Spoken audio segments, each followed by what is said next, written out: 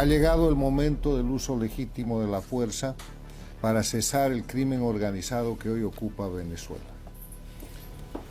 Esta frase tiene varios elementos de derecho interno, de derecho internacional y de política. El momento del uso legítimo de la fuerza contra el crimen organizado que ocupa hoy Venezuela. Describe que Venezuela hoy día no está bajo el dominio de una dictadura porque el 10 de enero pasado, cuando Maduro se autojuramentó con su aparato, cesó cualquier posibilidad política y Venezuela pasó a ser un país ocupado, bajo un sistema internacional que se llama invasión, por un grupo transnacional que después fue ratificado por el propio Maduro, cuando declaró que él estaba listo, junto con Cuba y Venezuela, para usar las armas en defensa de lo que acababa de hacer. Esa es simplemente la confesión y la constatación de un hecho que Venezuela vive desde hace años. Es un país ocupado, pero era un país ocupado en el marco de un sistema de dictadura electoralista que puso en funcionamiento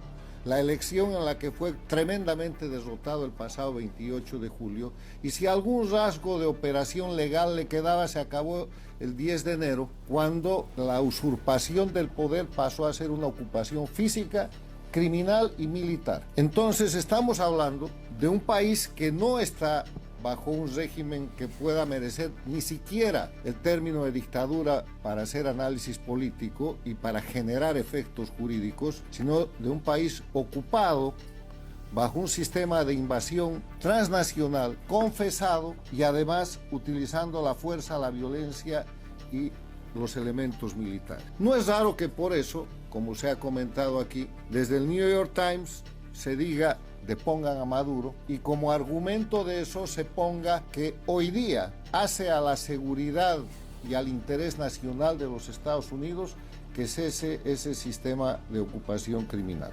No es raro que se critique a la Corte Penal Internacional, como hemos escuchado aquí en todas partes, por la vergonzosa posición de encubrimiento, de dilación. Eso es delito cuando se trata de un funcionario como un fiscal, en el tema de la acusación a Maduro, que ha generado la renuncia de uno de los más notables abogados en materia de derechos humanos, que era consejero de ese fiscal, el doctor Claudio Grossman, que en sí mismo a esa renuncia es una acusación que debería ser procesada para la destitución de ese fiscal. Ahora, en ese escenario, en el escenario que hoy día tiene Venezuela, lo único que se puede hacer es el uso legítimo de la fuerza para liberar, para recuperar la soberanía venezolana. La pregunta es cómo. Y tiene obviamente dos elementos de trabajo, uno el interno y el otro el internacional. En el interno, lamentablemente, la oposición, que había derrotado desde el momento en que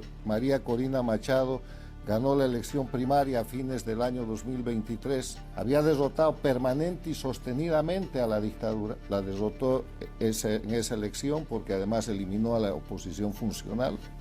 La derrotó en la campaña electoral, hizo perder a los venezolanos el miedo. La derrotó el 28 de julio, llevó masivamente la gente a votar. La derrotó en el resultado de la votación, ganó la elección con más de 2/3, más del 67%.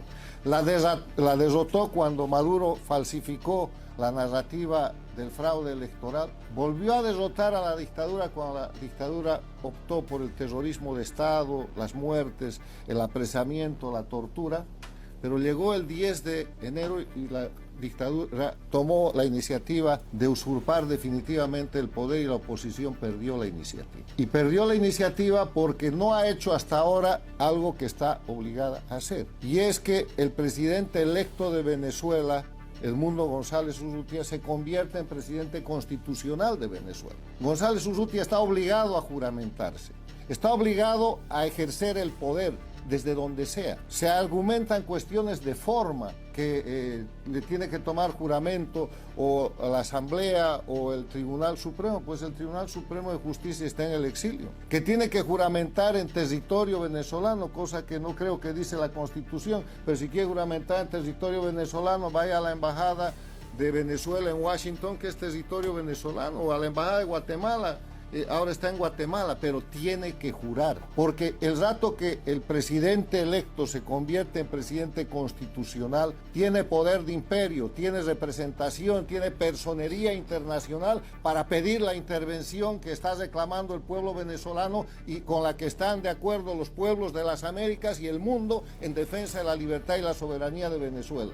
Está incumpliendo la obligación que le ha impuesto el pueblo venezolano el 28 de julio, dándole tremendo triunfo, y espero que María Corina Machado, en el liderazgo permanente que ha ejercido, no sea parte de esa equivocación. Con presidente constitucional, con Edmundo González Urrutia juramentado, entonces viene la operación externa.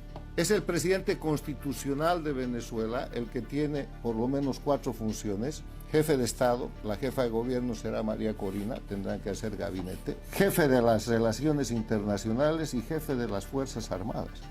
Para no entrar en detalles, lo primero que tiene que ordenar como jefe de las Fuerzas Armadas es la detención de Maduro, de Diosdado Cabello, y a los propios mandos militares. Porque una cosa es invocar como presidente electo, como ciudadano venezolano, y otra cosa es ordenar como comandante en jefe. El rato que esos comandantes, empezando por Padrino López y todos los demás, no acaten la orden del presidente constitucional de Venezuela, tienen responsabilidad interna e internacional. Y además él puede sustituir esos mandos, dando lugar a que lo que no ha pasado hasta ahora, que es la explosión interna que tiene que suceder en las Fuerzas Armadas de Venezuela, tenga un respaldo jurídico y tenga una orden constitucional. Y entonces se puedan liberar los hombres y mujeres de armas de Venezuela de el sometimiento al que están sometidos por el control, la tortura, la amenaza y la prisión que impone la dictadura de Cuba con toda la operación militar que ha llevado allá con fuerzas del sandinismo, de la dictadura boliviana y del grupo Wagner, incluyendo las avispas negras de Cuba. Entonces, la operación externa va desde el pedido del presidente constitucional de Venezuela a las Naciones Unidas, a la OEA, la aplicación del TIAR e inclusive a la formación de una fuerza de tarea multinacional bajo el mando del presidente constitucional de Venezuela para recuperar la soberanía del territorio donde él no puede ingresar para ejercer el poder que el pueblo le ha otorgado, pero juramentado como presidente constitucional. Y en ese sentido, no hay que preocuparse de la narrativa del socialismo del siglo XXI o castrochavismo responsable de todo esto, de que esa va a ser una invasión, de que es un atentado a la soberanía, de que es intervención. Lo que es atentado a la soberanía e intervención es lo que está pasando ahora. Y lo que va a hacerse, así sea con el uso de la fuerza, es el mantenimiento de la paz y seguridad internacionales, que es el precepto fundamental por el que se crearon las Naciones Unidas y todos los organismos regionales y multilaterales que siguen a ese proyecto en vigencia. El presidente constitucional de Venezuela tiene la obligación de asumir esa función y de promover el uso legítimo de la fuerza para recuperar la soberanía de su país. Si eso no sucede, la iniciativa seguirá en manos de la dictadura, que convertirá en nadie a González Urrutia en las próximas semanas y en nada a la oposición venezolana. Y eso será responsabilidad del liderazgo actual. Hay que actuar y en función de eso se verá la actuación multiplicada de un respaldo internacional que también podrá operar sobre un mando legítimo que es el del presidente constitucional.